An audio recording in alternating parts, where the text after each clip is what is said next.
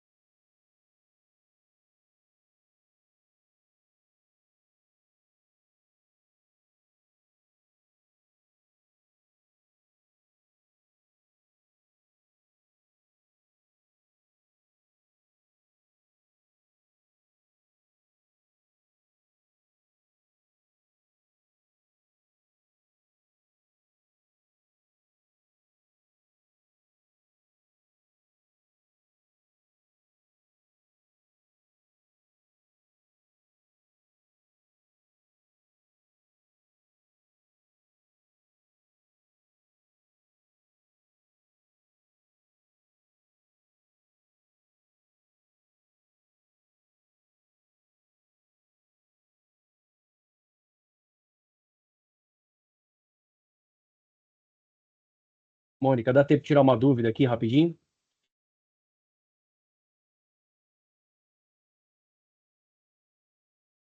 Nós já estamos com ao vivo, mas pode falar.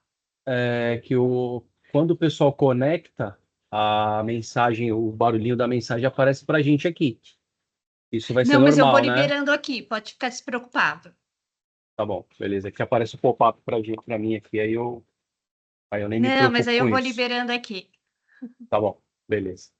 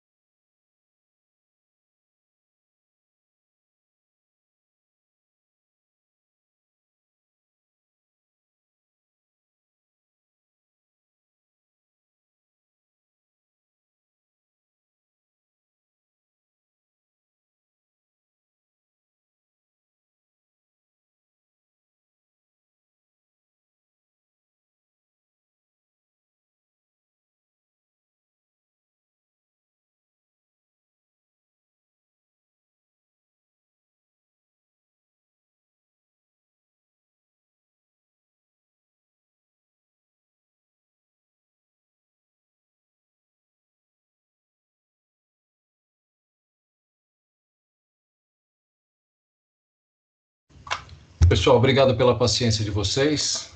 Passados esses 5 minutinhos, vamos começar. Gostaria de apresentar os dois palestrantes de hoje, o David Abreu. David também, ele é membro da diretoria da NAPRE, ele é o nosso vice-presidente. Eu sou o Newton, tá? Newton Carvalho, eu sou o diretor de comunicação e de marketing.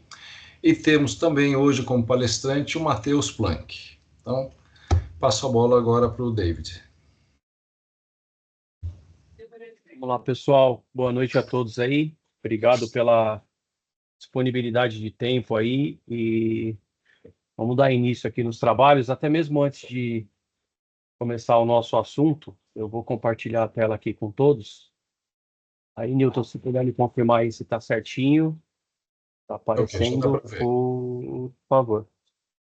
Só coloca na apresentação, modo apresentação, isso. Obrigado. Prontinho. Então, a gente vai falar um pouquinho aí sobre o sistema Lean Had, né, a filosofia Lean Had, que é uma filosofia aí que a gente, aqui na Polipiso, através do Matheus, que é o nosso diretor aí da parte de produção de químicos, tem abordado constantemente aí num período de 2 a 3 anos, né, Matheus? Mais ou menos, você já tem focado nesse assunto, né, internamente na fábrica. Sim.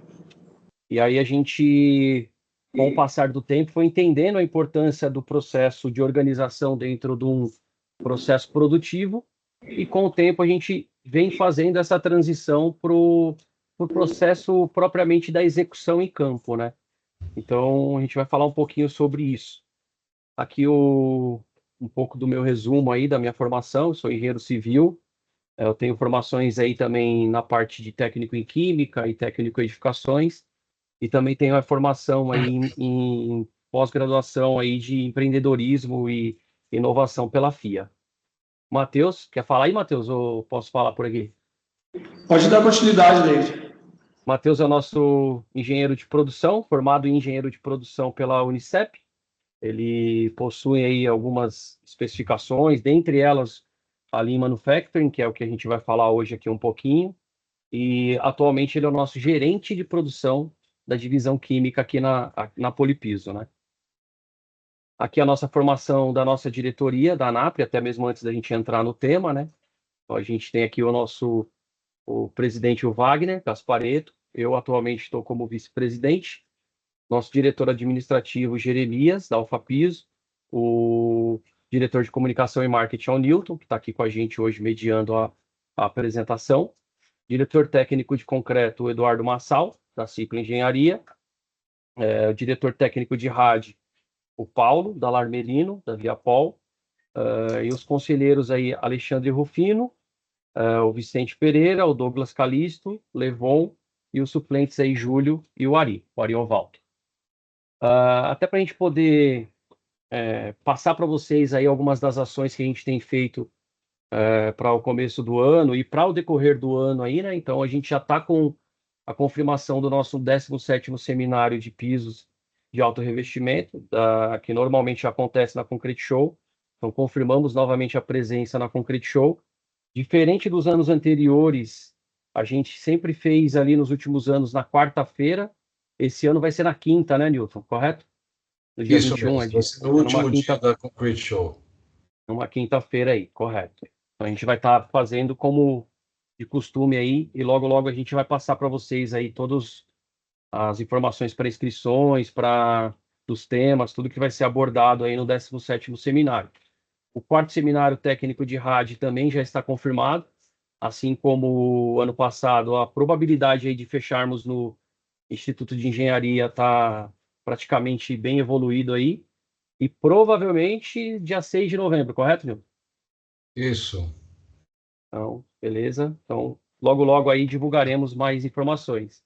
Além dos 2 seminários, né, a gente tem as palestras regionais que a gente começou a trabalhar no ano passado. Então, basicamente, 2 membros da diretoria vão até os locais para praticamente falar de dois assuntos bem rápidos, um bate-papo ali de 50 minutos, 1 hora cada assunto. Então, vai ser um assunto voltado para o tema de concreto, outro assunto voltado para o tema de rádio, e a gente tem essas datas já praticamente confirmadas, né? Por dia 27 de março vai ser em Porto Alegre, para o dia 29 de maio em Goiânia, em Curitiba ou Londrina vai ser no dia 31 de julho, Fortaleza ficou para o dia 11 de setembro, dia 16 de outubro, Rio de Janeiro, e em Campo Grande no dia 27 de novembro. Então a gente criou aí, dentro da nossa rotina, dentro da nossa administração de tempo do pessoal da diretoria, a cada 2 meses a gente está em campo, não só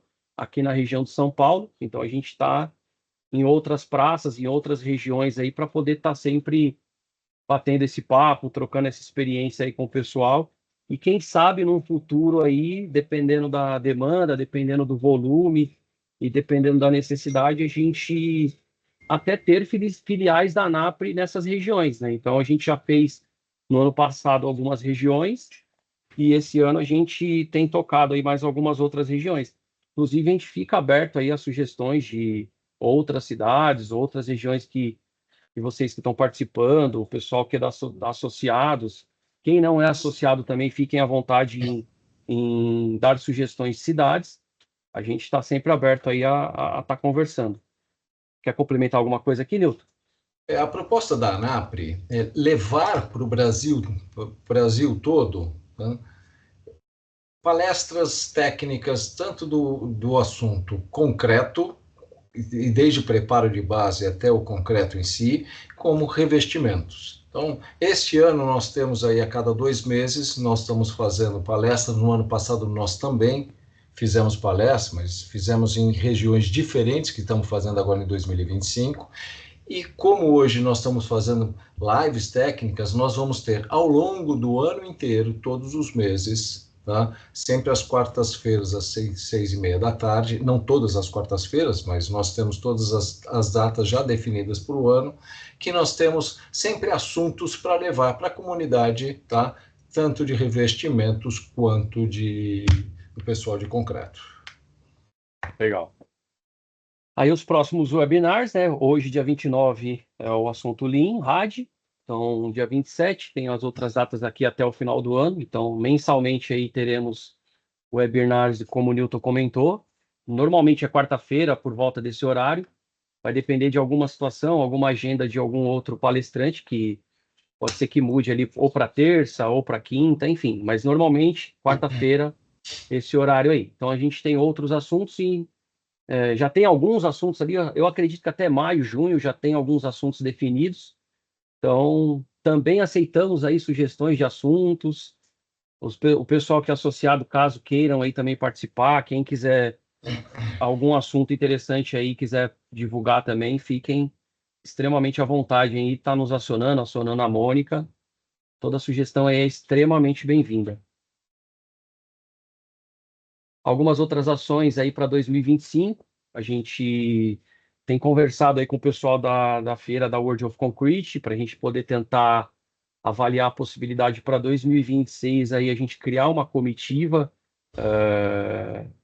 da ANAPRE, mas de todos os contatos via ANAPRE, para a gente poder todos juntos ali de uma maneira até de network, de tal, os dias ali da feira, ou até mesmo ir antes, ou até mesmo ficar um pouco a mais lá de tempo, para a gente poder, além de conhecer a feira, tentar talvez até visitar alguma obra, visitar algum cliente. Então a gente tem conversado com o pessoal da feira, até alguns outros players aí também que a gente tem conversado para tentar nos ajudar nesse sentido, e via a ANAPRE a gente tentar viabilizar isso daí para o ano que vem. Então acredito que evoluindo esse assunto, ainda não é 100% garantia, mas é um assunto que está na pauta. Mas evoluindo esse assunto, acredito que para o meio do ano aí a gente já tenha novidades, já tenha praticamente as coordenadas aí todas definidas para essa ação aí. Os comitês técnicos, a gente estamos com os trabalhos em andamento aí, né? Então, são os 4 comitês. O comitê de rádio, a gente já apresentou o manual de boas práticas no ano retrasado. A gente está agora com o trabalho das revisões das recomendações técnicas. A gente está para posteriormente aí a gente começar os trabalhos de atualização da NBR 14050. Então, basicamente aí acredito que para o meio do ano, mais para o fim do ano, a gente já tenha uma boa evolução nesse tema aí da norma. O Comitê de Concreto está na finalização aí do texto do Manual de Boas Práticas, e a previsão aí do lançamento no 17º seminário. Então, já é um dos temas aí que vai ser abordado no 17º seminário. Comitê de Fibras, o pessoal tá na parte de recomendações técnicas para as fibras, então está um pouquinho antes, digamos assim, da evolução do Comitê de Concreto, mas está em evolução. Comitê de Lapidação, mesmo esquema como o Comitê de Fibras, está na parte de recomendações técnicas, e o pessoal já está começando já a olhar para a confecção também do Manual de Boas Práticas. Lembrando que os comitês, eles são abertos a todos. Então, quem quiser participar, entrar no grupo, participar tanto como ouvinte, como contribuição também técnica, informações, os grupos ali estão abertos para todo mundo, podem acionar a Mônica aí para estar participando.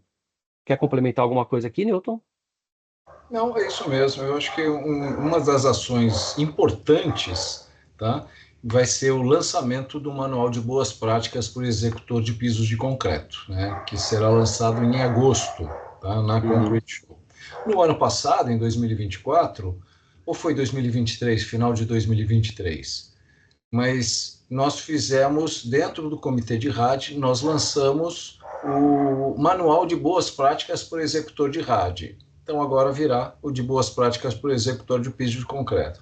A ideia é levar para o mercado, tanto para os executores, os aplicadores, como para clientes finais, para eles entenderem como é feito todo o processo, tá?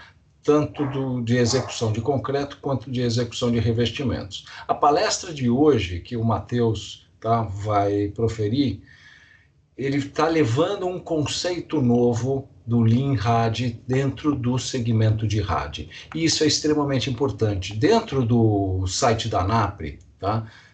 anapre.org.br, vocês têm lá um botãozinho que chama-se Recomendações Técnicas. E tem diversas recomendações técnicas de fibra, de concreto e de RAD. E dentro de RAD tem uma recomendação que chama-se CR006.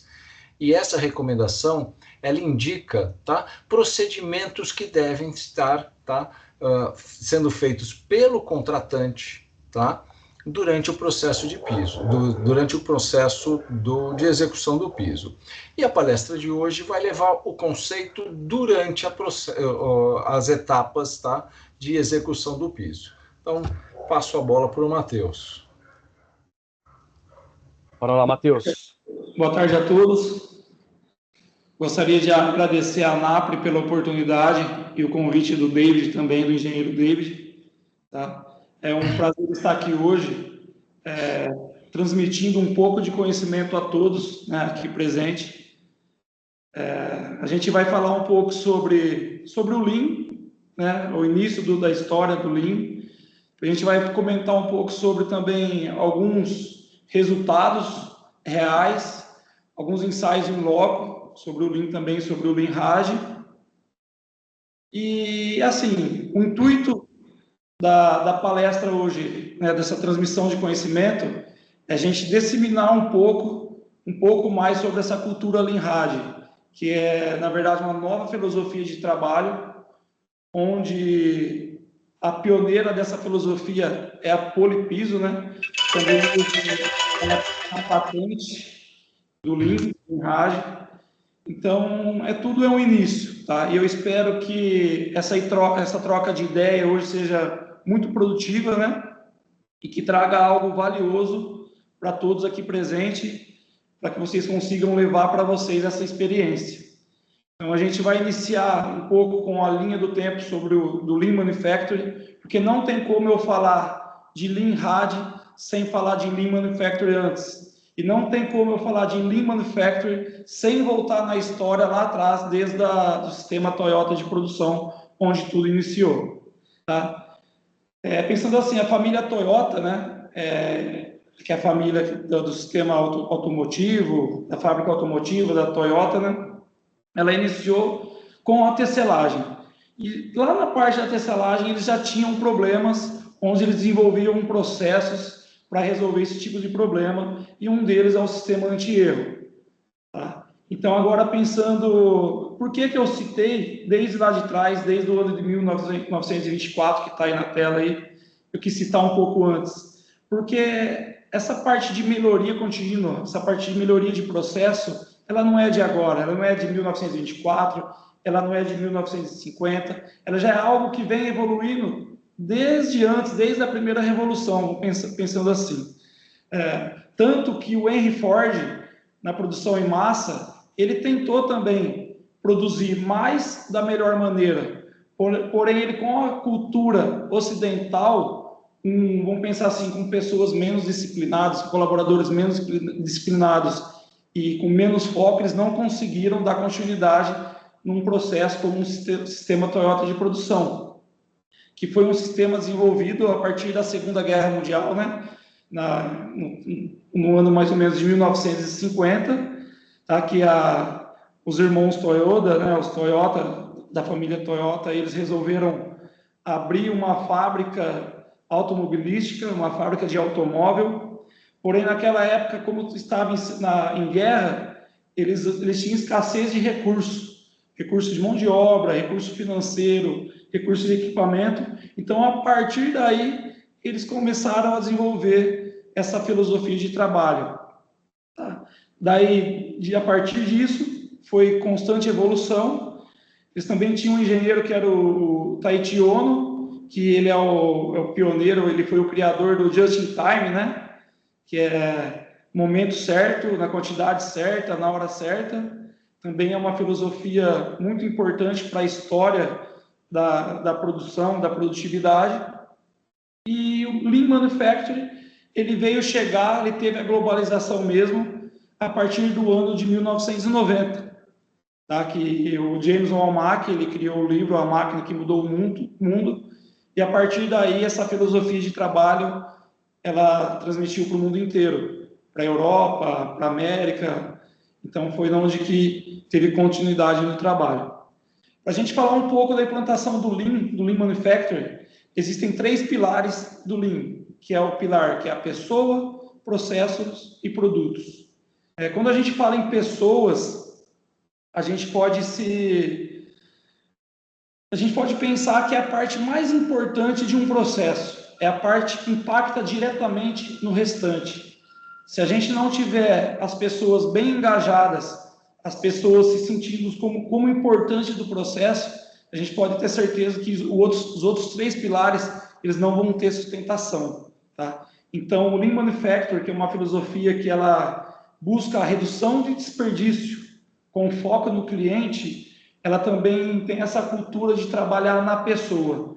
Tanto que, quando a gente fala em chão de fábrica, a gente busca falar em mente de obra e não mão de obra, porque são as pessoas que fazem rodar o processo, são as pessoas que têm as ideias, as melhores ideias para rodar um processo efetivo, um processo eficiente, um processo eficaz. Tá? O segundo pilar é o processo. Como eu disse, não tem como ter um processo eficiente e eficaz sem você ter uma pessoa engajada.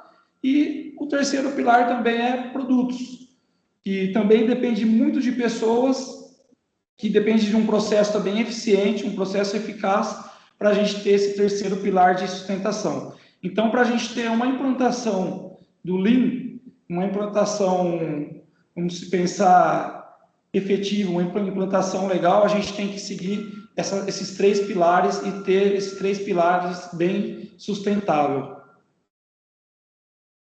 Alguns benefícios do Lean é a mudança cultural, como eu disse, o Lean Manufacturing ele ataca diretamente a pessoa, né?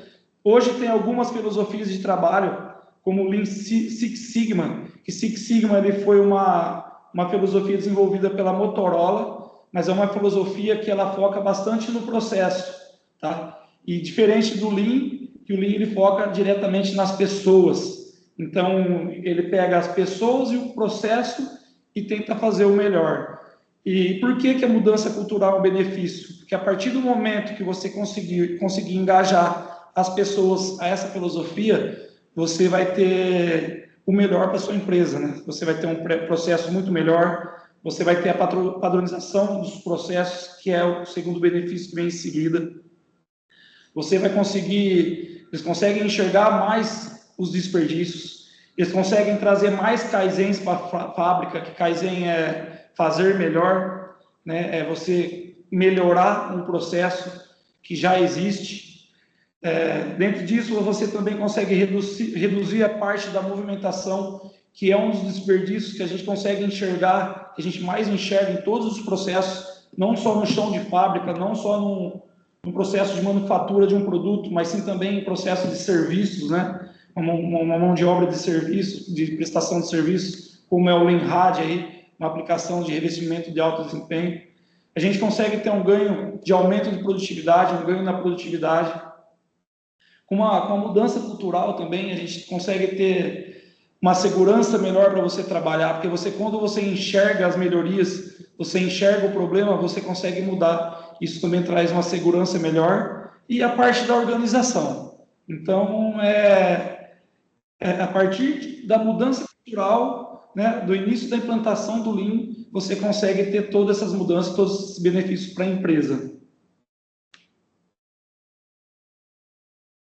Falando um pouco da implantação do Lean Manufacturing na Polypiso, tá? Eu participo desde o início dessa implantação.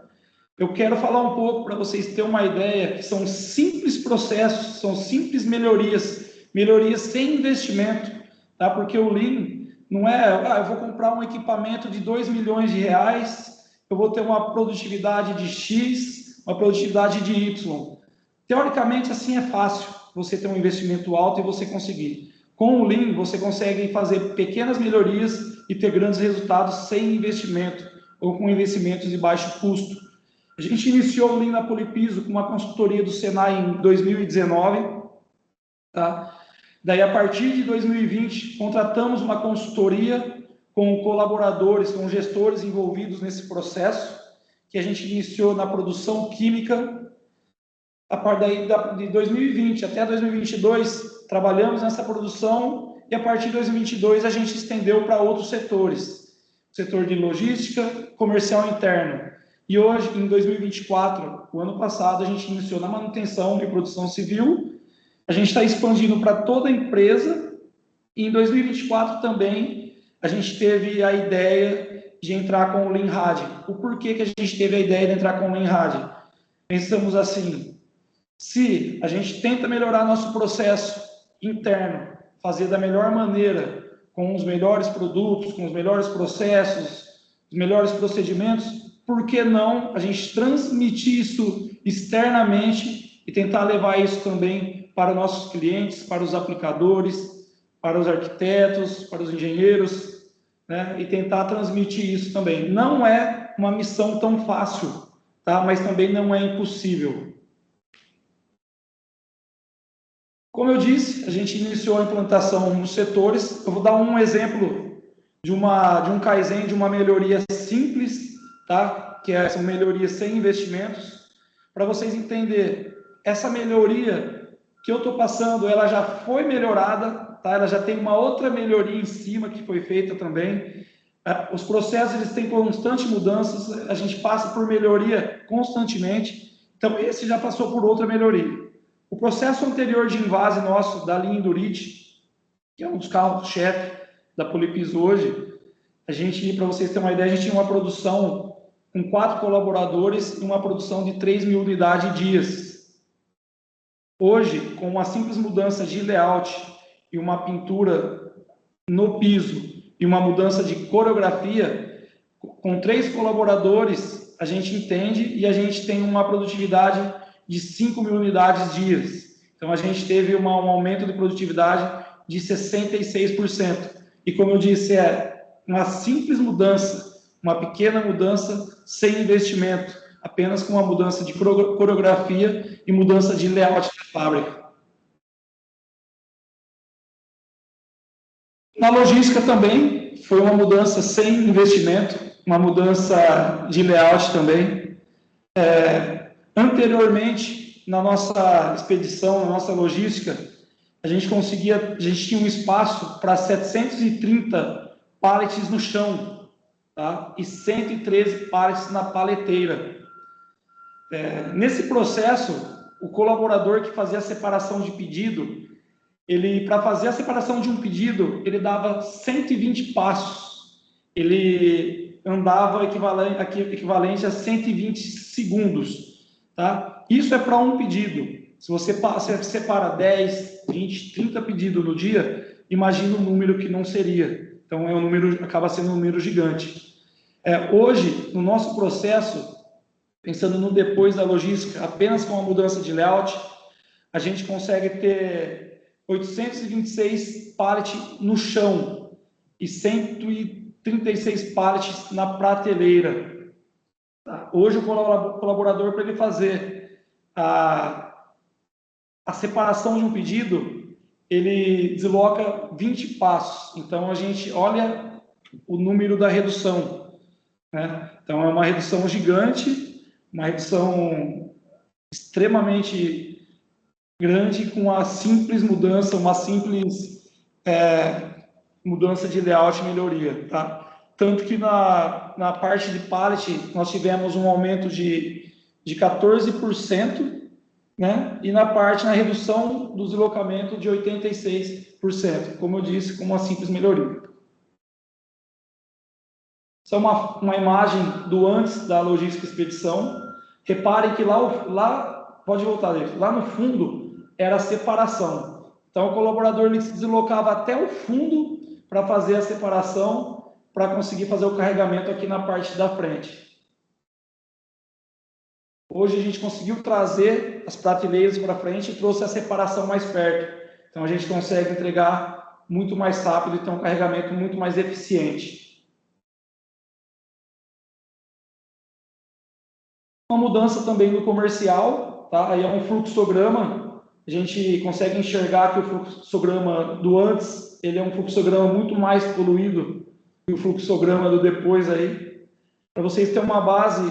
Lógico, para a gente fazer todo esse trabalho, você tem que ter um trabalho de observação, um trabalho de coleta de dados, não é um trabalho do dia para a noite, é um trabalho que demora, um trabalho que tem tempo, tem que ter bastante paciência.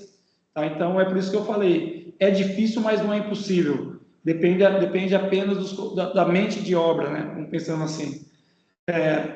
No fluxograma de uma liberação de pedido do comercial, no antes, a gente tinha até 8 pontos de decisões, onde impactava diretamente na liberação do pedido.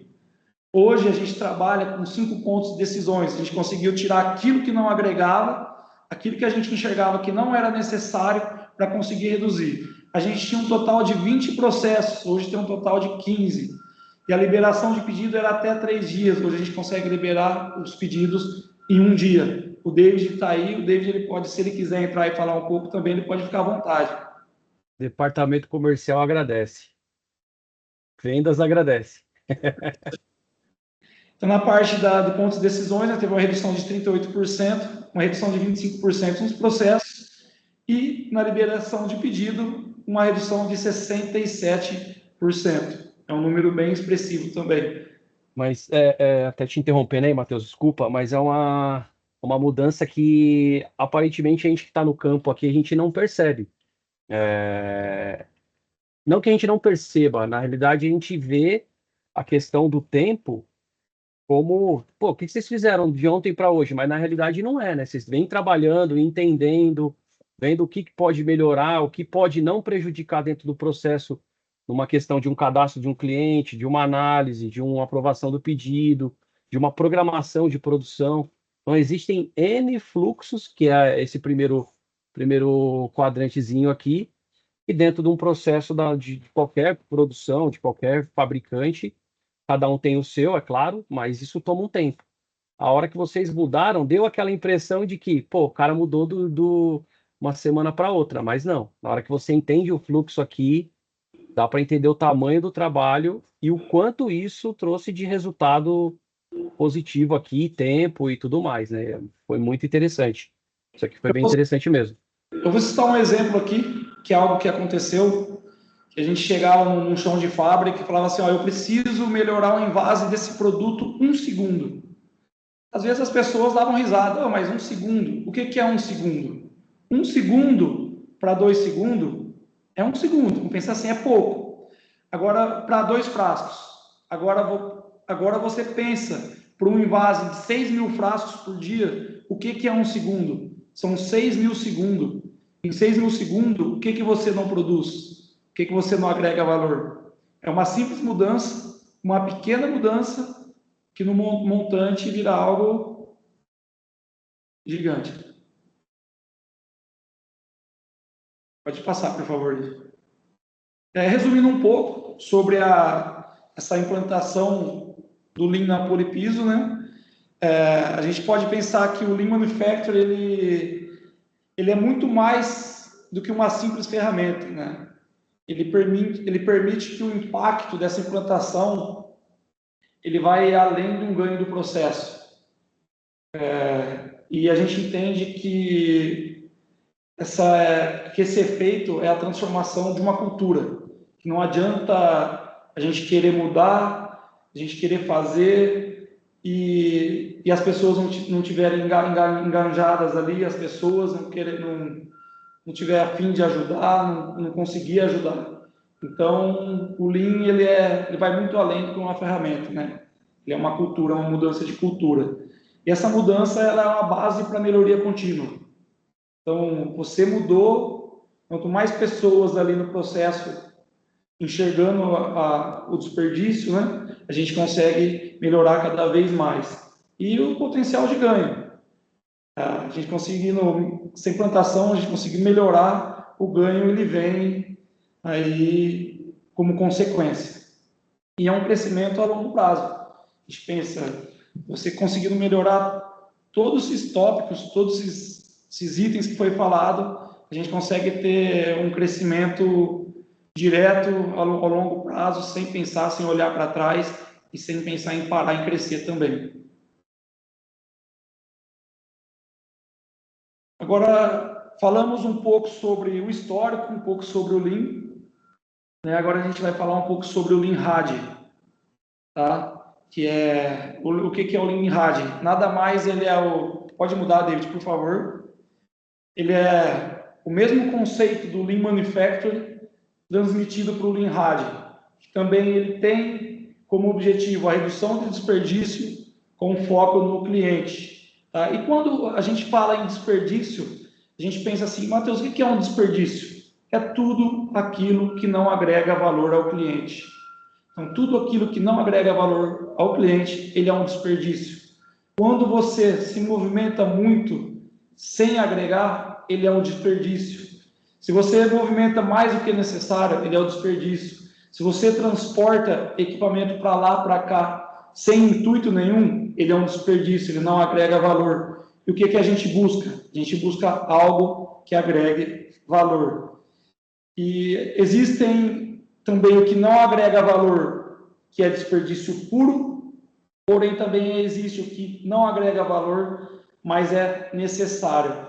A gente tem que eliminar o que é desperdício puro, o que não agrega valor, a gente tem que remover, e o que não agrega valor, mas é necessário, a gente tem que diminuir.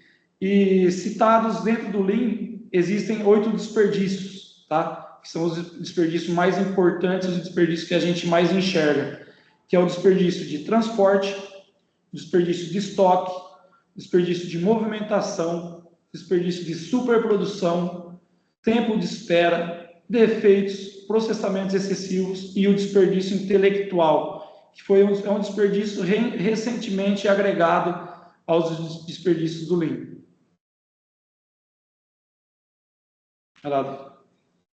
Vou falar um pouco de cada desperdício. O desperdício de defeito, tá? No revestimento.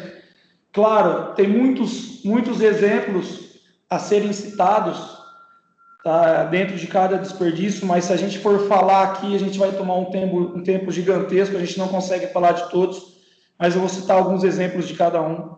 O desperdício de defeito, ele é um desperdício de um revestimento mal aplicado, um revestimento inadequado para certa área, um revestimento quando você não respeita um tempo de liberação, você pode ter um defeito, um revestimento que você acaba aplicando algo que o cliente ele não busca aquilo, que é algo que a gente consegue trabalhar desde o início do processo de um projeto de obra.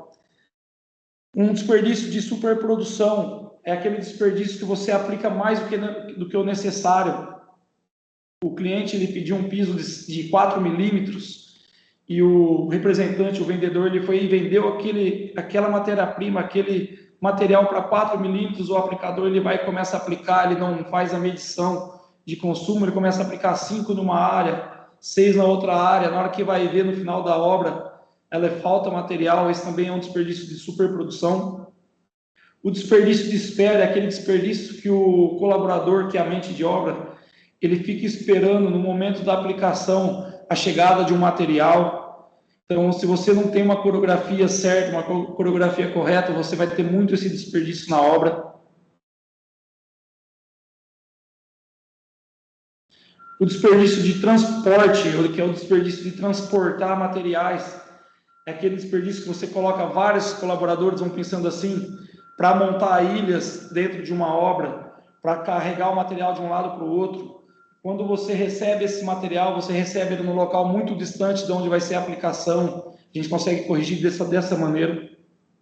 Um desperdício de estoque é você ter mais estoque do que você precisa para você fazer a aplicação naquele momento. E o desperdício de movimentação de pessoas, movimentações desnecessárias.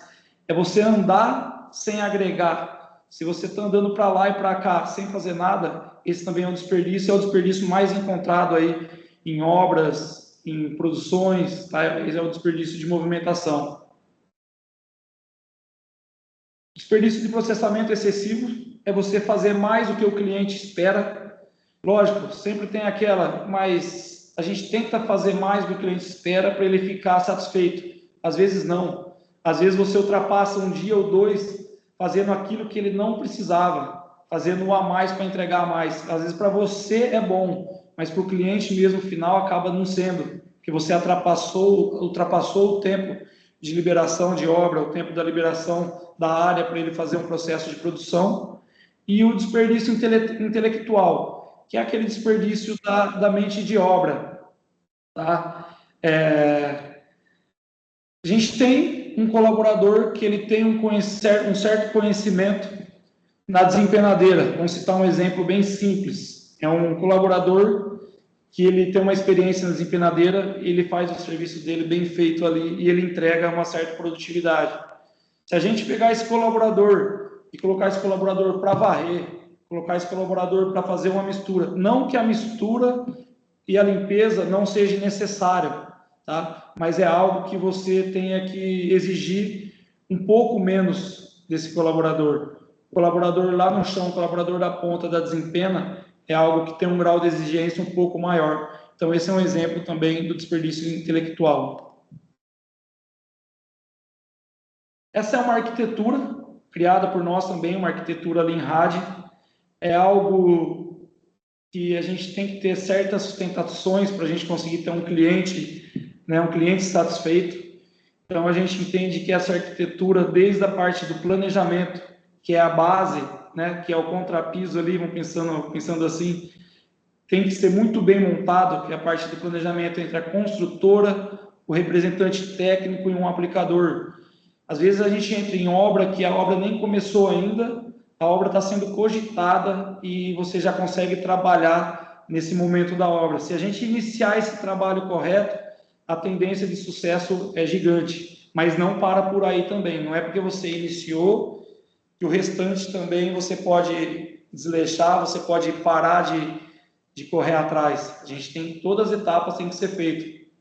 A parte da visita do representante técnico para o dimensionamento de obra junto com o aplicador também é uma parte muito importante. É nesse momento e na parte do planejamento anterior que você vai entender qual é o material que você necessita colocar naquele piso, qual é o revestimento.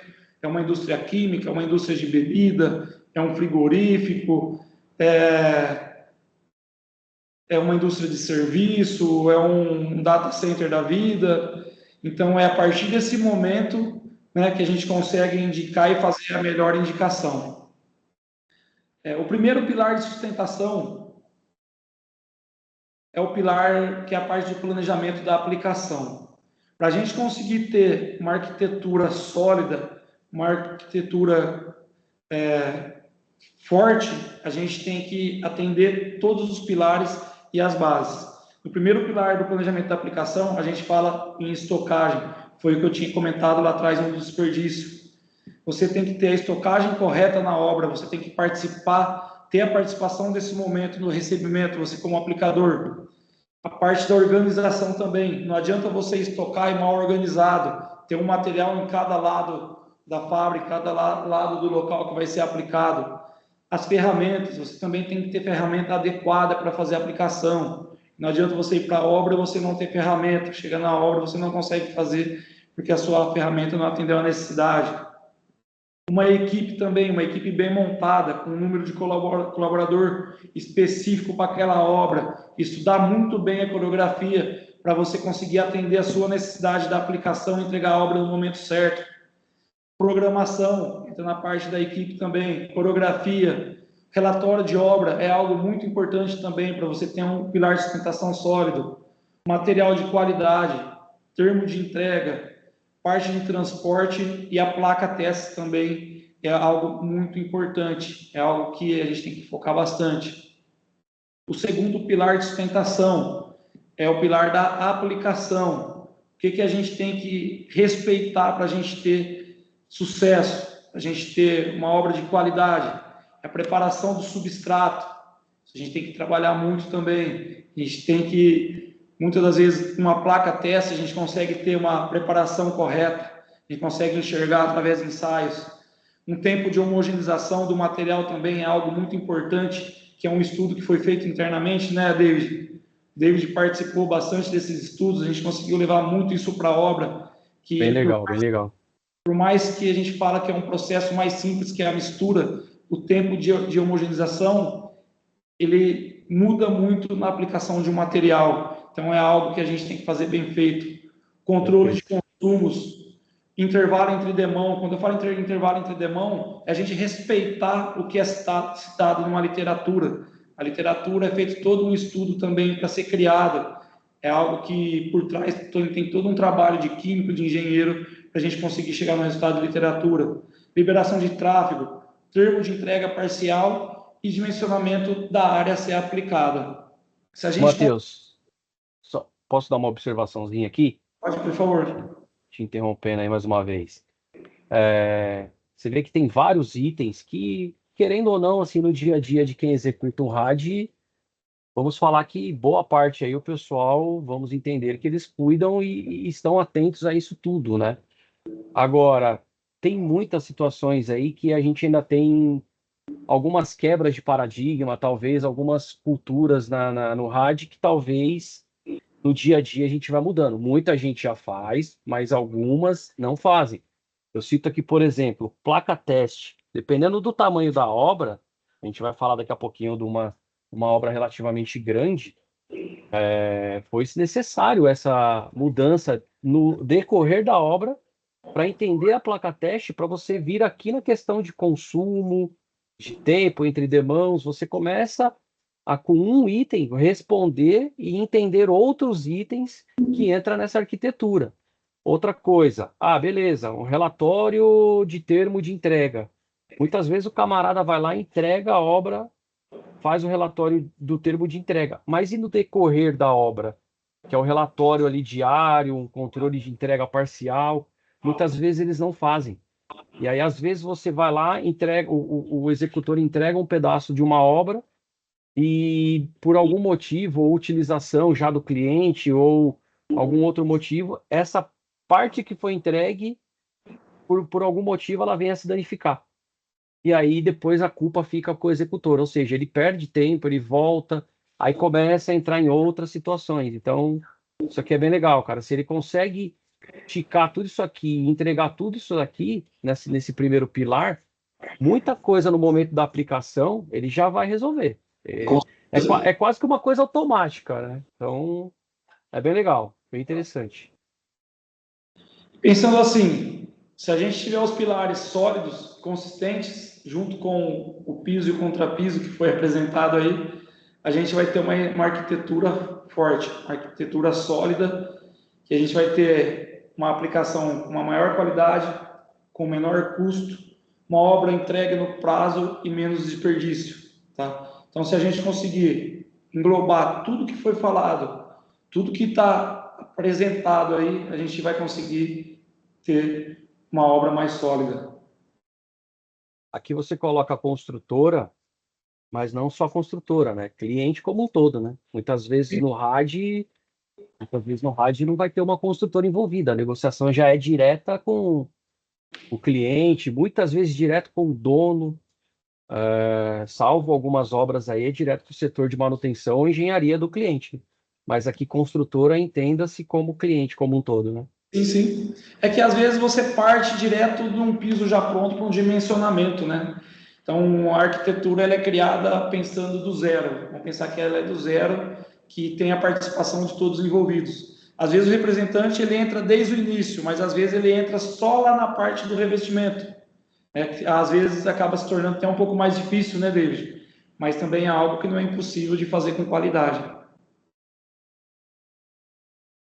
Um resumo também de tudo que foi falado na arquitetura. É um resumo muito básico, bem simples aí para ter um entendimento melhor. Não adianta eu ter 3 tópicos corretos se eu não tiver um deles lá na frente, eu vou ter o risco de insatisfação.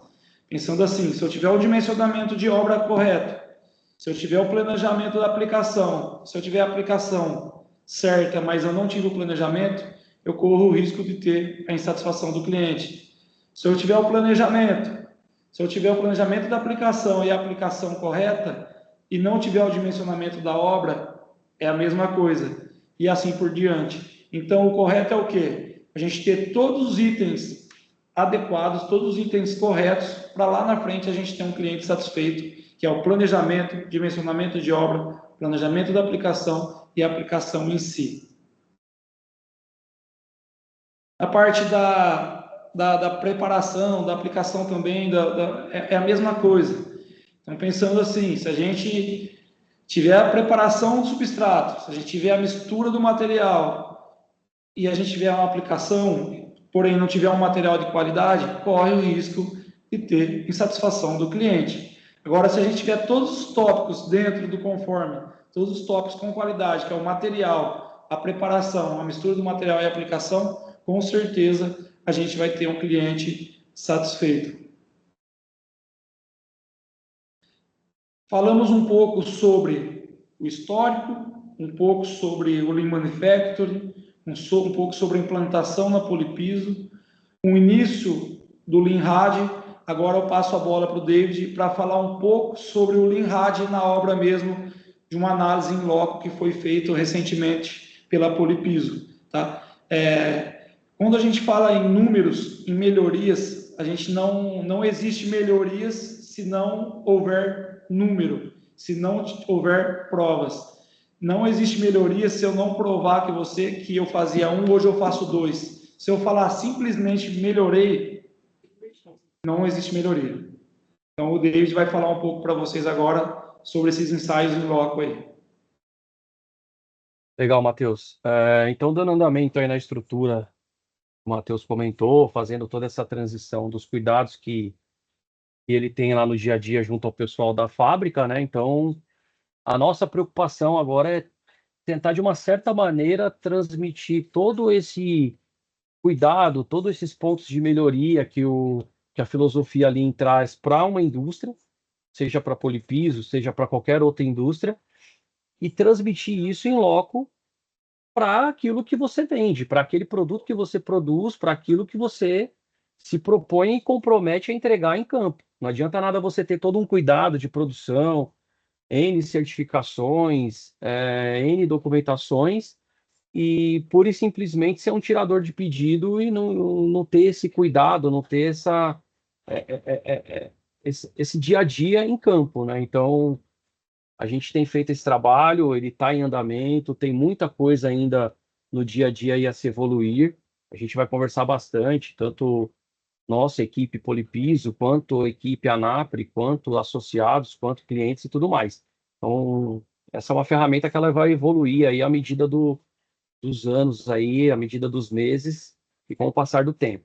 Mas basicamente nessa obra aí, a gente fez o acompanhamento durante alguns dias. Essa obra, eu vou passar até as metragens aqui no próximo slide, mas basicamente o que a gente analisou lá, a parte de descarregamento, o momento que chega o material na obra, né? Então, tanto o local onde ele foi acomodado, quanto a questão da organização, na parte ali da aplicação do revestimento, da capa, né?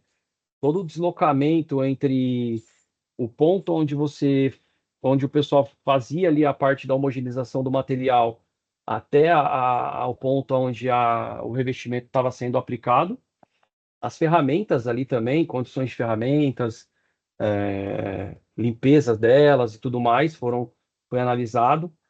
A quantidade de colaboradores e a maneira ali que eles se comportavam e se movimentavam durante a execução. Tempo de mistura do material, que foi uma questão aí que o Matheus comentou. E a coreografia, né? A coreografia é a sequência ali de execução, como que os colaboradores se movimentavam ali no dia a dia, ali na execução. O tempo de descarte, também depois que termina ali todo o trabalho, gera entulho, o tempo que esses materiais ali, as embalagens eram descartadas, a organização delas, a limpeza e também o deslocamento. O deslocamento ele vai se repetindo, né? Acaba que você tem mais deslocamento, você influencia no tempo aí.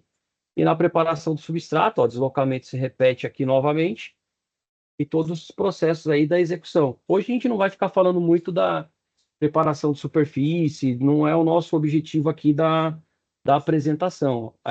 O objetivo é mostrar ali um comparativo, uma análise, e mostrar que dentro dessa análise existem pontos de melhorias para que o processo de execução possa ser feito, e no caso pôde ali ser feito da melhor maneira ali, ou do máximo da melhor maneira possível. A gente sabe que tem situações que não dá para garantir 100% uma execução perfeita, um cronograma perfeito, mas algumas coisas ali deu para melhorar e teve bons resultados ali depois no decorrer da execução. Então foram analisados também a ancoragem, polimento, a aplicação do material, o tempo da mistura, novamente aqui, a coreografia, as ferramentas e novamente aí os colaboradores. Essa obra foi uma obra no litoral, na região do Porto, muita gente conhece essa obra. Foi aplicado o nosso material Endurite AN, autonivelante uretânico. A área total da obra ela foi de 24 mil metros quadrados, porém ela foi faseada em 3 a 4 etapas. Então, essa etapa que a gente acompanhou foi no início lá, ela tinha 9 mil metros quadrados, e a área propriamente dita que a gente fez o acompanhamento para poder fazer essas verificações e esses pontos de melhoria foi mais ou menos aí nessa metragem de 1.856 metros, 1.900 metros ou 1.800 metros em média aí. A preparação do substrato, basicamente, ela foi dada em um dia, a aplicação do revestimento em 2 dias. Até aqui, ó, antes, teve um trabalho de reparos pontuais, trincas, alguns tipos de reparo de juntas e tudo mais, que a gente não contabilizou nessa análise, porque eram coisas pontuais, então a gente acabou entendendo que nesse momento talvez geraria mais dúvidas do que propriamente ajudar o pessoal da execução. Aí o consumo aqui estimado, só por curiosidade, né? Então, para raspadinha de 1,2 kg a 1,5 kg e a capa aqui de 5 a 6 quilos. Isso aqui são fatores que influenciaram ali para a questão de consumo, questão de organização de material e tudo mais. Então, um dos fatores que a gente olhou, aqui a gente não vai colocar todos, tá? Até por questão de tempo, isso posteriormente a gente pode conversar sobre outros fatores que foram analisados, mas alguns importantes aí que a gente viu que influencia bastante, estava influenciando bastante no andamento da obra ou na continuidade da obra, né? Poderia influenciar no término da obra aí. A distância entre o local que o material era descarregado, né? Então, até a primeira ilha de mistura, até onde o pessoal fazia a homogeneização do material, era de 40 metros. Então, o pessoal precisou descarregar 8 pallets, então você tinha ali 320 metros de movimentação em 5 minutos. A outra ilha, ela já estava um pouco mais longe, ela já estava, a outra ponta ali já estava a 80 metros. Então você já aumentava ali para 640 metros e tinha um tempo médio de 11 minutos ali que foi constatado. Então foi constatado que havia possibilidade desse descarregamento ser feito mais próximo, era um galpão, então se vocês verem a foto ali inicial, um galpão bem grande, então dava para o caminhão entrar. Isso poderia ter sido analisado no primeiro momento, então daria para negociar a entrada do caminhão para que os pallets já fossem descarregados de maneira organizada, já próximo aonde o material iria ser homogeneizado, né? Então a gente abordou já nesse primeiro momento essas informações na reunião de pré-obra, para que nas próximas entregas isso virasse uma rotina e evitasse esse trabalho aí. Entra naquela questão, parece que é pouco, 5 minutinhos, 11 minutinhos. Puta, mas o cara gastou só 11 minutos. Só que você coloca isso ao longo da obra. Você coloca isso ao longo do descarregamento do material. Então, é uma coisa que impacta gritantemente aí no tempo, no decorrer da obra, né?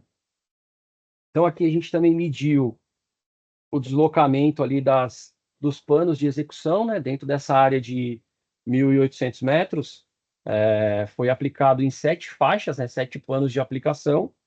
Então, o pano mais longe eram 14 conjuntos utilizados dentro desse pano, então foi a média de 14 conjuntos por pano, e o pano mais longe estava a 366 metros, o pano mais próximo a 101 metros. Ou seja, o colaborador ele percorreu quase que 1.500 metros num intervalo de 17 minutos. Então, se criasse ali uma proximidade, talvez esse tempo cairia. Então, aqui a gente tem algumas fotos, né? Então, a distância que tinha do ponto de homogeneização, basicamente aqui da onde foi tirada a foto, até o ponto mais longe ali da aplicação, os meninos aqui na parte da aplicação. Então, basicamente, os colaboradores que estavam na função de aplicar o material, tanto na raspadinha quanto na capa, entre a chegada de uma batelada de material e a outra, eles aguardavam de 2 a 5 minutos. Eles ficavam ociosos ali, eles ficavam parados. E aí o colaborador, na hora que o produto chegava, ele gastava ali um período ali de 2 minutos em média para consumir aquele conjunto de material. Então, como o Matheus comentou, os 2 pontos de melhoria aí foram o ponto de movimentação e o ponto de espera do material. Então, a gente já propôs ali aproximar a ilha do local ali da aplicação, aumentar o número ali, talvez, de misturadores, porque talvez ali na questão do pessoal que estava na execução, de repente não havia necessidade de ter todo aquele pessoal na execução, então, de repente, tentar direcionar o pessoal para mais uma homogeneização, de repente, ao invés de bater um produto, bater 2 com mais gente, então foi feito já logo de cara essas sugestões de mudança, né? E aí, automaticamente, já impactaria na mudança da coreografia do trabalho, né? Você alterar a equipe que está executando e colocar ela ali, 1 ou 2 colaboradores na parte da mistura. Então, você já muda ali a sequência de execução. Já começou a ter um pouco de resultado. Agora, uma coisa que foi bem curiosa, o Matheus constatou isso, confesso que eu não tinha parado para olhar isso. Você fica tantas vezes indo na obra, talvez é necessário o cara que está fora do dia a dia ali vir e observar uma coisa que para você já é normal.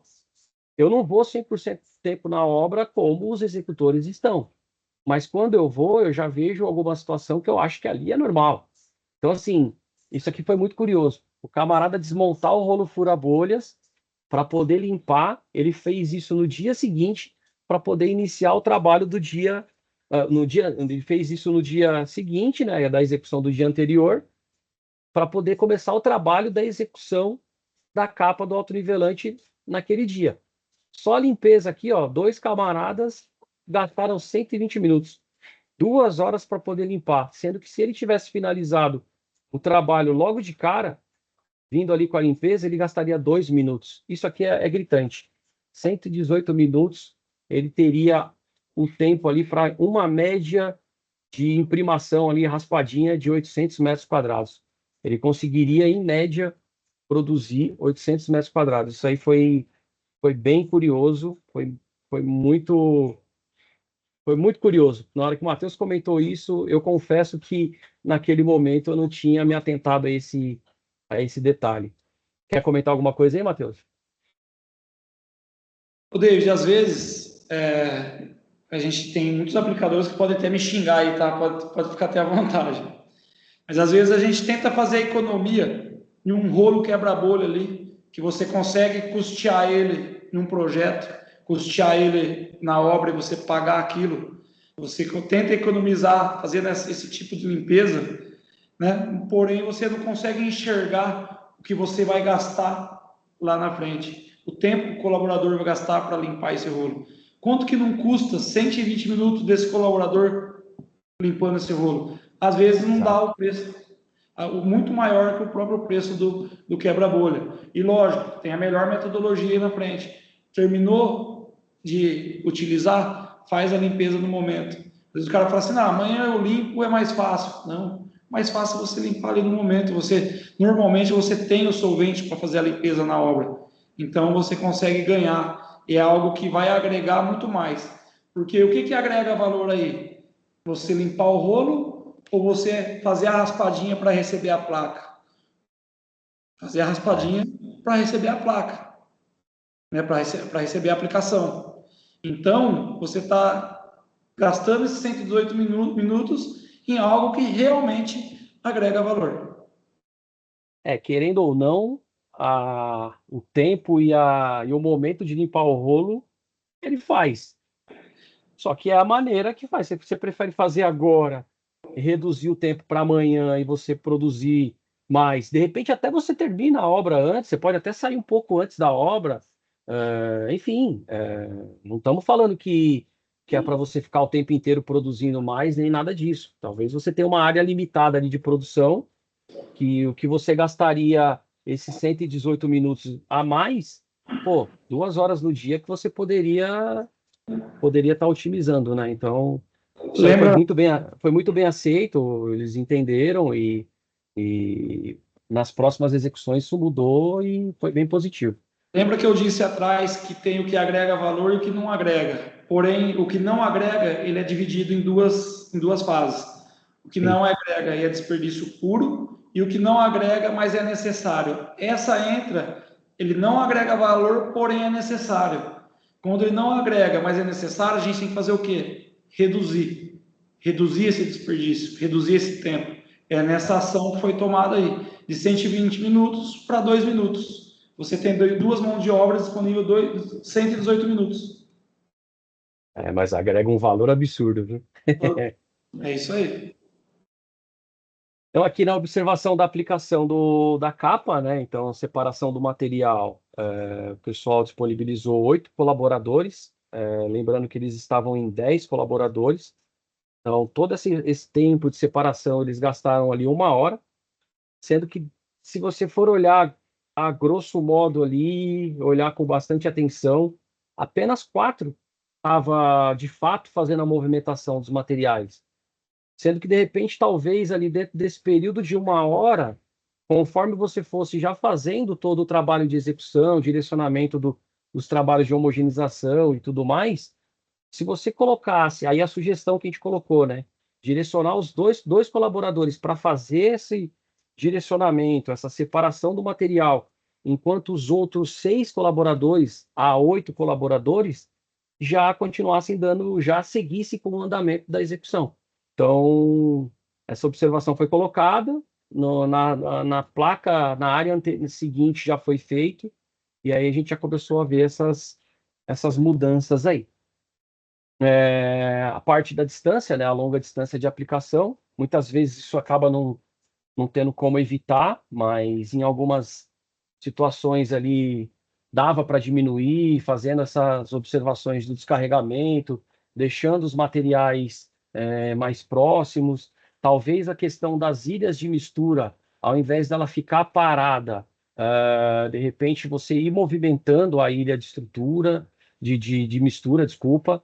Depois dessa conversa aí, teve até algumas obras em grande escala, em grandes áreas, que um executor que a gente costuma trabalhar aqui, ele criou como se fosse uma plataforma. Isso foi depois dessa história inteira aqui, dessa análise que a gente fez. Ele criou uma plataforma, onde nessa plataforma ele tem ali como se fosse um carrinho, e a ilha de mistura fica nessa plataforma. Então ele anda com esse carrinho, vai ali, trava, a rodinha trava na hora que ele chega próximo à execução, aí sobe o colaborador ali, não deve dar 30 centímetros de altura, até também a questão de segurança foi levada em consideração, mas tem funcionado. Em obras de maiores espaços, maiores áreas aí, tem funcionado bem. Então, a ilha que se movimenta e não os colaboradores ali, propriamente dito, né?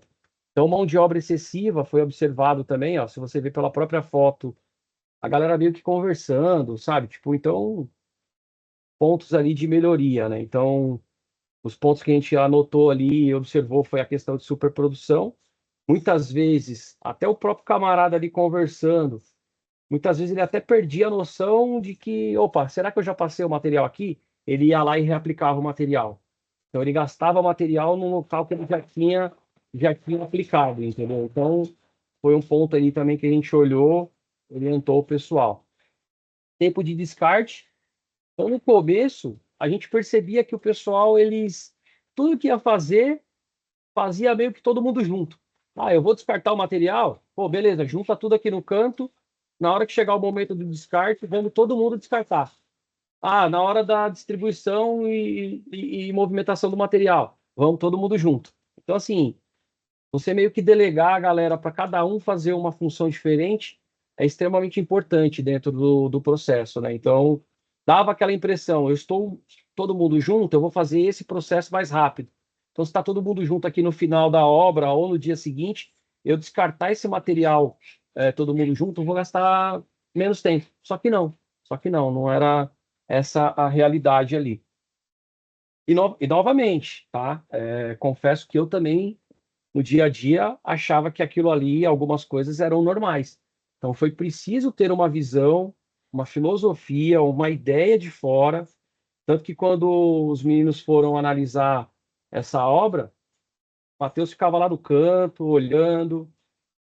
Aí a gente ficava pensando, pô, será que o cara está pensando bem? Será que o cara está pensando mal? O cara vai sentar a crítica na gente aqui.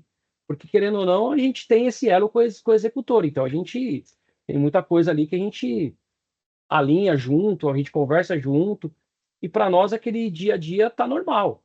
Mas na hora que veio a visão do Matheus, ele começou a passar essas observações, pô, parece que era simples de se pensar, realmente era simples de se pensar, mas foi necessário ter alguém fora da caixa com a ideia lógico, do todo o processo aí do Lean, para conseguir trazer essas ideias e esses pontos de melhoria. Então, mais ou menos aí outra coisa que aí são situações que começam a fugir um pouco do executor, aí é com o cliente. Óbvio que se você conversa ali numa uma reunião com a construtora, no caso aqui tinha a construtora envolvida, e alerta ele, pode ser que isso minimize, né? Então, foi alertado essa questão de interferências, equipamentos, ferramentas, outras coisas da sequência da obra que estava atrapalhando a execução da liberação da área. Isso aí, basicamente, só para o pessoal tirar essas interferências nesse local, foram 2 dias. E aí, a partir do momento que a gente relatou isso, colocou isso no diário de obra, relatou isso na reunião, eles tinham reuniões semanais lá, semanais, algumas vezes quinzenais.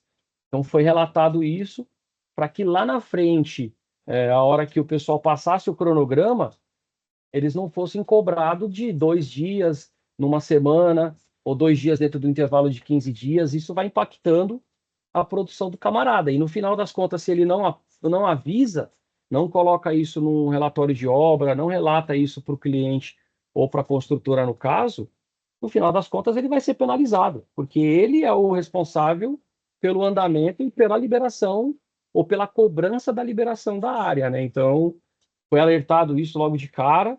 Ó, toma cuidado com isso daqui, que já tem 2 dias que eles não liberam. Vocês estão seguindo com a capa aqui, vai chegar uma hora que vai chegar o momento de entrar nessa área, e se eles não tirarem, vocês vão ter problema. Então, é bom alertar. Então, a gente colocou esse ponto também. E no final, dentro daquela arquitetura que o Matheus comentou, essa primeira análise, a gente analisou e entendeu que existiam, das 4 etapas ali em cima da arquitetura, no final das contas, só a obra foi entregue meio que dentro do prazo. Só que por que também ela foi entregue dentro do prazo? Porque na hora que foi negociado o tempo de execução, o pessoal meio que já superestimou o tempo de entrega. Então, assim, meio que cultural o camarada já colocar uns 2 dias a mais num tipo de obra desse tamanho, para que, se ele souber ou acontecer algum tipo de situação ali, ele tem ali 1, 2 dias a mais e consegue entregar dentro do prazo que ele poderia ter entregue antes, entendeu? Então, acabou atendendo esse prazo muito em função disso, né? Mas teve pontos de melhoria aí na parte de estocagem, na parte de organização dos materiais, nas ferramentas, na coreografia ali, na sequência dos colaboradores. E nessa primeira execução, faltou uma placa teste. Faltou uma placa teste ali. Nós estamos falando de uma área grande. Nesse primeiro momento, não foi alinhado essa questão da placa teste, que aí acabou, querendo ou não, impactando em previsões de consumo, em outros processos que veio para dentro da parte de aplicação. A partir dali, o pessoal começou a analisar, vamos liberar a área, vamos. É uma área nova aqui, vamos. Então já vamos fazer uma placa teste, vamos verificar esse comportamento dessa superfície, se vai consumir mais material ou não, e aí a gente vai colocando isso na linha do tempo. Até porque 24 mil metros não era um piso novo, era um piso bem antigo que tinha vários e vários tipos de superfície, né? Tinha hora que o piso estava mais bem executado, tinha hora que o piso tinha pontos de reparos, tinha hora que o piso estava um pouco mais ondulado. Automaticamente ali você, na placa teste, consegue ter uma estimativa de consumo. Por isso aquela variação de consumo no começo ali, em algumas vezes consumiu um pouco menos, em algumas vezes teve uma necessidade de um consumo um pouco maior. Por isso que essa placa teste aí foi interessante e ela começou a ser adotada nas outras sequências da execução aí. Pode falar, Matheus. Ô, David, algo que eu observei muito em obras, tá? Que não foi apenas uma obra que eu fui fazer essas observações, é a falta de gestão, tá? Então, o que eu senti muito em obra? Às vezes a gente tem, vamos pensar assim, o patrão, né? Que o patrão, ele é o conhecedor de tudo, é o que a gente escuta muito, fazem 20 anos que eu executo, fazem 30 anos que eu executo, né? E o patrão chega na obra, ele leva os colaboradores e ele sai da obra para negociar outras. Acontece o quê? A gente não tem aquela gestão específica. Isso falta muito, faz muita falta para a gente conseguir atingir o resultado dentro desses requisitos. Tanto que a gente também está com essas, vamos pensar assim, geração Z também é algo que está impactando diretamente também, impactando muito. Muitos querem trabalho, mas não querem serviço, vamos pensar assim também, né? Então, se você tem já essa geração, que não está fácil você contratar, não está fácil você achar mão de obra, uma mente de obra, e você não tem a gestão, fica mais difícil ainda. Eu acredito que a gente tem que ter em cada aplicador aí no mínimo 2 líderes, ou um líder que fica diretamente na obra, tá? E um líder com uma mente lean, né? Se a gente tiver um líder com uma mente lean, ele já consegue transferir isso para os outros colaboradores e a gente consegue ter aí obras de mais qualidade. Fica, digamos que automático, né? A gente não está querendo falar como o executor tem que trabalhar. A gente orienta como ele pode melhorar. Aí cabe a ele, dentro do seu planejamento, dentro da sua gestão, entender o que é bom para ele ou não dentro do processo dele. Mas que é extremamente interessante e importante dentro de um processo de RAD, a equipe de execução ter ali o coordenador, o chefe ali da equipe, o cara que é o líder ali, e se possível ele ter essa metodologia e essa mente de organização, de tudo mais que o Lean traz, cara, é uma coisa que gradativamente vai indo no automático. A gente vê muito isso acontecer, não, lógico que tem os seus níveis de exigências e tudo mais, mas a gente vê isso acontecendo com uma certa facilidade, lógico que tem uma série de dificuldades no piso de concreto. Os executores de piso de concreto, eles têm todos os cuidados, têm uma série de cuidados que talvez alguns executores de rádio não têm. Isso é difícil de melhorar? A gente pensa que não. Não só nós como Polipiso, como todo mundo aí, a ANAPRE, toda a diretoria, todos os associados, acredito eu, que vão de comum acordo com isso. Então, por isso que essa é a nossa preocupação. Esses trabalhos que a gente tem feito, do manual de RAD, todos os outros trabalhos que a gente tem feito, vêm em comum acordo, vêm na mesma direção dessa metodologia Lean. Então, a gente está aqui preocupado para que as equipes consigam fazer o melhor trabalho da melhor maneira possível, evitando prejuízo. A gente não quer que o camarada no final da obra fique com prejuízo. Já vi situações de o camarada começar a fazer a obra, ele não aferir consumo, ou às vezes ele prevê um consumo de material subestimado, e ele sabe que vai correr o risco de faltar material lá no final da obra, chega no final da obra, falta material. Aí ele liga para a gente aqui, putz, cara, eu vou precisar de mais 100 conjuntos do uretano, mais 50 conjuntos da tinta. Cara, é de cortar o coração, óbvio, a gente vai vender o material. Só que, cara, não faz sentido eu fazer esse tipo de venda. Não faz sentido eu fazer esse tipo de venda sabendo que o executor, no final da obra, está pagando isso do bolso dele. Ah, mas eu joguei uma margem a mais, eu estou ganhando mesmo assim. Cara, mas o cara está deixando de ganhar. Entendeu? Então, por uma questão de talvez planejar um pouquinho antes ali, prever antes, ter um controle antes ali no início da obra, ele deixa de ter prejuízos lá na frente. Porque, querendo ou não, por mais que ele ganhe ali um pouquinho, mas ele tá pagando, né, cara? É de cortar o coração isso. E assim, ó, e muitos dos desperdícios eles são ocultos, né? Você não enxerga. E é esses que é o problema. Você está deixando de ganhar por causa deles. Tanto que tem um livro que é A Mina de Ouro chama. É um livro que eu li, que eu gosto muito e eu indico, tá? É Enrique Bale, um negócio assim, acho que é o autor do livro. E um outro livro também bem indicado para Lean, para quem quer aprender um pouco sobre Lean, é Lean para Leigos, tá? Também é um livro bem indicado para quem gosta de aprender. É um livro que você utiliza ele sobre consulta. Tá? Eu quero aprender um pouco sobre tal ferramenta. Você vai direto na ferramenta e aprende sobre consulta. Isso que o David falou. Anotado aqui. Tá anotado aqui os livros, hein? Isso que o David falou também é de extrema importância, porque a gente não vai em loco para a gente apontar o aplicador e falar: você está fazendo errado.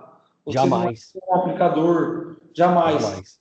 A gente está fazendo esse trabalho, a Polipiso em si está fazendo todo esse trabalho para mostrar para o aplicador que ele tem condição de ganhar mais, que ele tem condição de fazer melhor.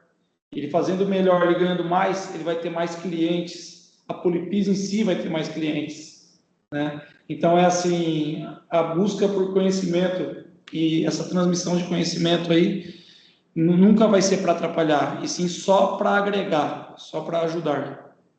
Exato. A gente já teve situações de, por falta de gestão, equipes de rádio descontinuaram porque não tinha gestão. Ah, isso não é para mim, eu não tenho gestão, eu não consigo. Talvez o cara fazia outros trabalhos de reforma, algumas outras coisas, quis tentar entrar no rádio por uma questão, não acredito que talvez por conhecimento, porque o conhecimento ele conseguiria ir absorvendo, mas talvez mesmo pela capacidade ali de, pô, será que eu vou conseguir dedicar meu tempo para ter gestão para isso?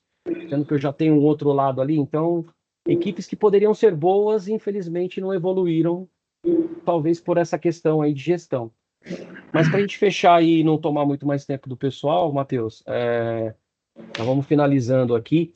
Então, basicamente, aí é o que a gente conversou, né? O Lean Hard, ele promove essa transformação cultural no trabalho operacional, como a gente acabou de comentar, indo além de processos, né? Então, literalmente mudar a cultura ali para que ele consiga ter melhorias contínuas. Ele não vai virar a chave de um dia para o outro e vai sair fazendo tudo certinho ou como deveria ser. A gente sabe que tem essas questões, tem dificuldades ali, que com o tempo ele vai tendo essa melhoria contínua, exatamente para ele poder criar esses valores dentro da empresa dele ali e também ter essa questão dos aperfeiçoamentos ali do processo dele.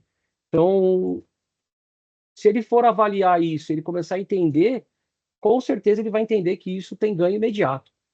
Novamente, se o exemplo desse cliente que chegou no final da obra teve que comprar 100 conjuntos de Indurite AN, ele tivesse calculado isso no início, tivesse previsto isso no início, talvez ele teria alinhado essa falta de material no começo da obra e não teria tido esse prejuízo. Então, essas questões aí são bem importantes, né? E, além disso, o Lean Hard, ele cria esse ambiente colaborativo e inovador aí, e principalmente voltado aí para o crescimento sustentável das empresas a médio e a longo prazo. Basicamente é isso. A gente agradece aí o tempo de todos, deixando bem claro que esse trabalho, ele é um trabalho que ele continua em andamento. Quem tiver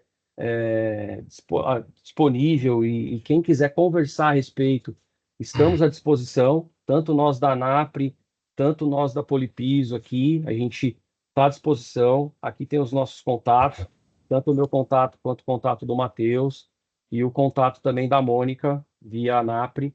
A gente está à disposição de sentar, conversar, bater um papo. De repente, alguém que tiver alguma situação de obra, quiser o nosso suporte, contem com a gente, novamente, tanto como a ANAPRE, tanto como o Polipiso. Quer complementar alguma coisa, Matheus? Não, Leila, acho que é isso mesmo. Já falou tudo. Legal. Do que precisar, a gente está aqui para auxiliar e ajudar. Então, obrigado, David. Obrigado, Matheus. Eu deixo aberto aí o microfone para as pessoas que estiverem participando colocarem suas dúvidas, tá? Fiquem à vontade.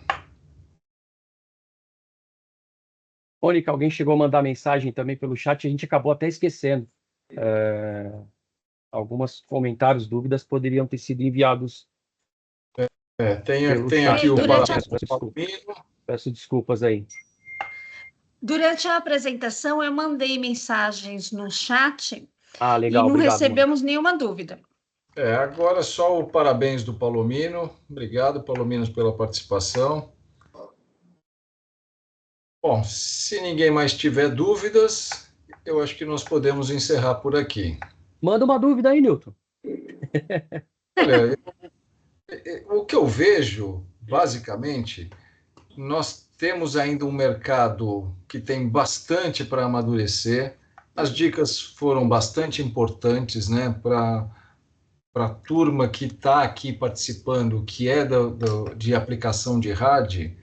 Então, o conceito é a organização da obra tem que partir desde do checklist, ou seja, você tem que saber como é a área, qual é o tipo de energia que está disponível lá no cliente, se é 220, se é 380, que tipo de cabo você vai ter, quantos metros de cabo você vai ter para trabalhar com os equipamentos, tá? O local que vai ficar a sua estação de trabalho para fazer as misturas, quem é que vai estar na mistura que tem que estar bastante coordenado com a linha de frente, tá, de aplicação, para não mandar ou material atrasado ou muito material que a frente de aplicação ainda não consegue aplicar.